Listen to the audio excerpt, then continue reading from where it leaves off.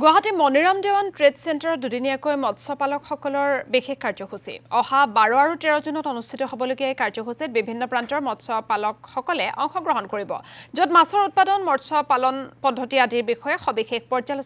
আলোচনা কৰা হ'ব দুদিনীয়া কাৰ্যসূচীত অংশগ্ৰহণ কৰিব বহু কেইগৰাকী মৎস্য বিশেষজ্ঞই একুৱাক্স ইণ্ডিয়া এণ্ড প্ৰগ্ৰেছিভ ফাৰ্মাৰ ট্ৰাষ্টৰ উদ্যোগত আয়োজিত এই অনুষ্ঠানত সহযোগিতা কৰিছে নেশ্যনেল ফিচাৰী ডেভেলপমেণ্ট বোৰ্ডে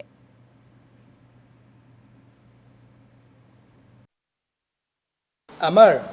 অহা 12 আৰু 13 জুনত মনিৰাম দেৱান ট্ৰেড চেণ্টাৰত এখনি মীন বাণিজ্য মেলা তথা আলোচনা চক্ৰ আয়োজন কৰা হৈছে এই আয়োজন ভাগ কৰিছে নেশ্যনেল ফিচাৰিজ ডেভেলপমেণ্ট বোৰ্ড অৰ্থাৎ ৰাষ্ট্ৰীয় মীন উন্নয়ন পৰিষদ একুৱাএক্স নামৰ হায়দৰাবাদৰ প্ৰতিষ্ঠান আৰু অসম তথা উত্তৰ পূব ভাৰতৰ সকলো মীন বিভাগৰ ৰাজ্যসমূহে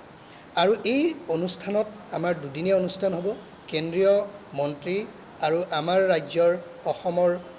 মীন মন্ত্ৰীগৰাকী অংশগ্ৰহণ কৰিব লগতে অৰুণাচল প্ৰদেশৰ মীন মন্ত্ৰীগৰাকীও ইয়াত অংশগ্ৰহণ কৰিব তাৰ লগে লগে উত্তৰ পূব ভাৰতৰ সঞ্চালকসকল বা সেক্ৰেটাৰিজ কমিশনাৰ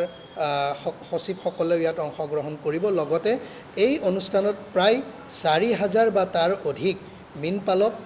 মীন উদ্যমীসকলে ইয়াত অংশগ্ৰহণ কৰিব মূলত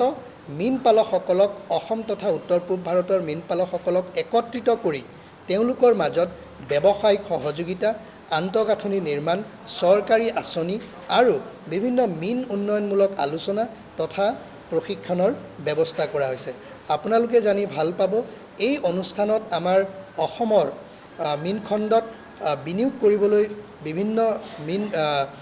বিনিয়োগকাৰী আগবাঢ়ি আহিছে গতিকে আমাৰ 12 তাৰিখে কেন্দ্ৰীয় মন্ত্ৰীগৰাকীৰ উপস্থিতিত বিনিয়োগকাৰীসকলৰ লগত আমাৰ মীন উদ্যমী আৰু অসম তথা উত্তৰ পূব ভাৰতৰ ৰাজ্যৰ সচিবসকলৰ মাজত এখনি বৈঠক তথা ইনভেষ্টমেণ্ট সামিট এটাও আমি আয়োজন কৰিছোঁ